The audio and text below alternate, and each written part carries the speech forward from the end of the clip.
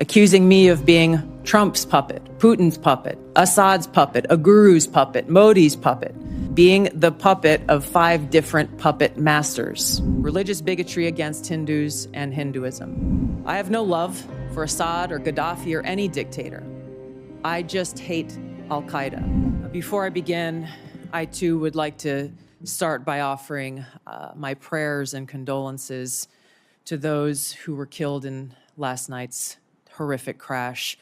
Senator Warner, Senator Moran, our condolences and prayers are with you and all of your constituents. Again, Chairman Cotton, Vice Chairman Warner, and all of the members of the committee, it's an honor to be here before you today. I've appreciated the opportunity to meet with so many of you and address your questions and concerns before today's hearing. I know they've gone, but I'm grateful to Senators Burr and Ernst for their trust and their confidence in taking time to join us here today. To my husband, Abraham, my family, friends, fellow veterans, Medal of Honor recipients, and patriots, thank you for your love and support. I'm honored and grateful to President Trump for his trust and confidence in nominating me to serve our country as the Director of National Intelligence at a time when trust in the intelligence community, unfortunately, is at an all-time low. Chuck Schumer admitted a few years ago, quote, "You take on the intelligence community, they have 6 ways from Sunday at getting back at you." For too long, faulty, inadequate, or weaponized intelligence have led to costly failures and the undermining of our national security and God-given freedoms enshrined in the Constitution. The most obvious example of one of these failures is our invasion of Iraq based upon a total fabrication or complete failure of intelligence. This disastrous decision led to the deaths of tens of thousands of American soldiers, millions of people in the Middle East, mass migration, destabilization, and undermining of the security and stability of our European allies, the rise of ISIS, strengthening of al-Qaeda and other Islamist jihadist groups, and strengthening Iran. Here are just a few other examples. The American people elected Donald Trump as their president not once but twice, and yet the FBI and intelligence agencies were politicized by his opponents to undermine his presidency and falsely portray him as a puppet of Putin. Title I of FISA was used illegally to obtain a warrant to spy on Trump campaign advisor Carter Page, using a Clinton campaign-funded false dossier as their so-called evidence. Biden campaign advisor Tony Blinken was the impetus for the 51 former senior intelligence officials' letter dismissing Hunter Biden's laptop as disinformation specifically to help Biden win the election. Former DNI James Clapper lied to this committee in 2013, denying the existence of programs that facilitated the mass collection of millions of Americans' phone and internet records, yet was never held accountable. Under John Brennan's leadership, the CIA abused its power to spy on Congress, to dodge oversight, lied about doing it until he was caught, and yet has never been held responsible. Under Biden, the FBI abused its power for political reasons to try to surveil Catholics who attend traditional Latin Mass, labeling them as quote-unquote radical traditionalist Catholics. Personally, just 24 hours after I criticized Kamala Harris and her nomination, I was placed on a secret domestic terror watch list called Quiet Skies. Sadly, there are more examples. The bottom line is this must end.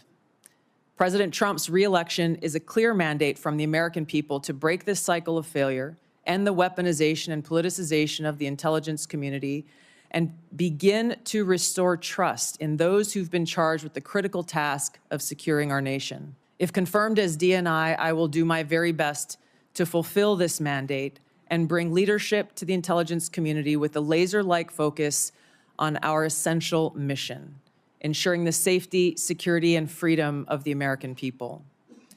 As the President's principal intelligence advisor, I'll begin by leading by example, checking my own personal views at the door, and committing to delivering intelligence that is collected, analyzed, and reported without bias, prejudice, or political influence. I enlisted in the Army because of the horrific terrorist attack on September 11th and volunteered to deploy to Iraq in 2005, where I served in a medical unit. After nearly 22 years in uniform with 3 combat deployments to the Middle East and Africa, I'm now a lieutenant colonel in the U.S. Army Reserve, where I serve as a battalion commander of soldiers in Oklahoma, Missouri, and Arkansas.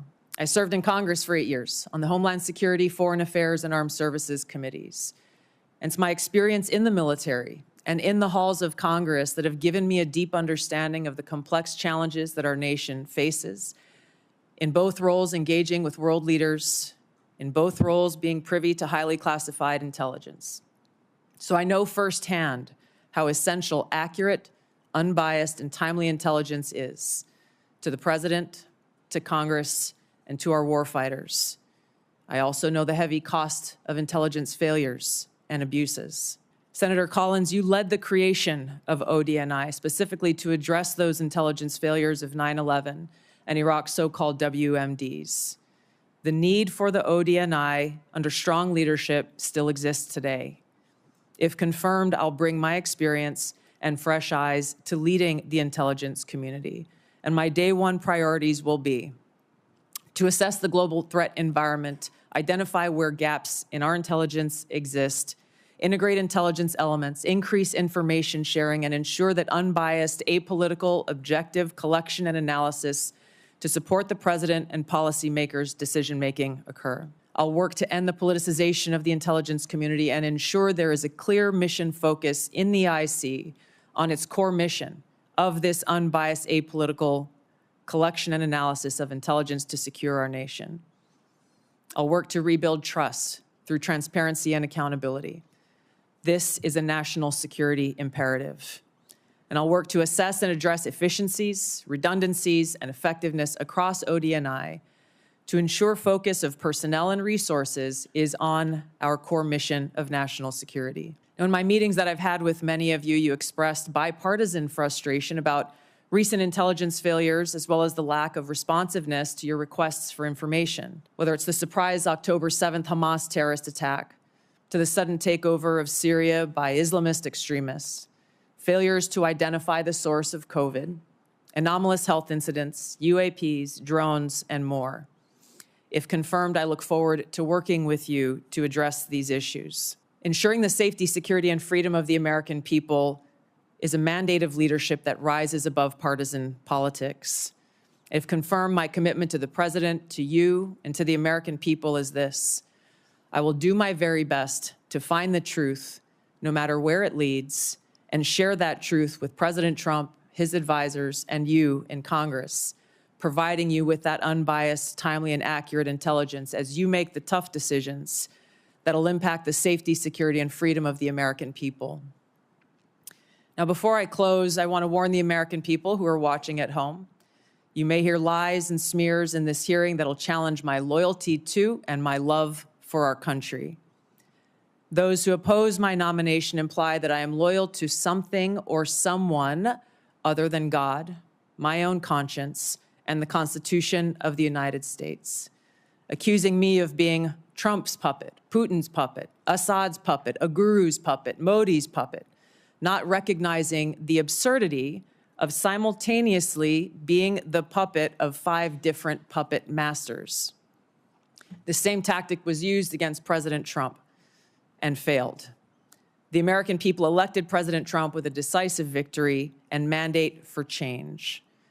The fact is, what truly unsettles my political opponents is I refuse to be their puppet. I have no love for Assad or Gaddafi or any dictator. I just hate al-Qaeda. I hate that we have leaders who cozy up to Islamist extremists, minimizing them to so-called rebels. As Jake Sullivan said to Hillary Clinton, quote, al-Qaeda is on our side in Syria. Well, Syria is now controlled by an al-Qaeda offshoot, HTS, led by an Islamist jihadist who danced in the streets on 9/11 and who was responsible for the killing of many American service members. Democrat senators in the past resorted to anti-Christian bigotry against some of President Trump's judicial nominees like Amy Coney Barrett and Brian Boucher. I condemn those actions as a Democrat in Congress at the time, as religious bigotry must be thoroughly condemned by all of us, no matter the religion. Unfortunately, there are some Democrat senators who still don't understand the principle of freedom of religion and Article 6 of the Constitution. Quote, no religious test shall ever be required as a qualification to any office or public trust under the United States. Unfortunately, they're once again using the religious bigotry card, but this time trying to foment religious bigotry against Hindus and Hinduism.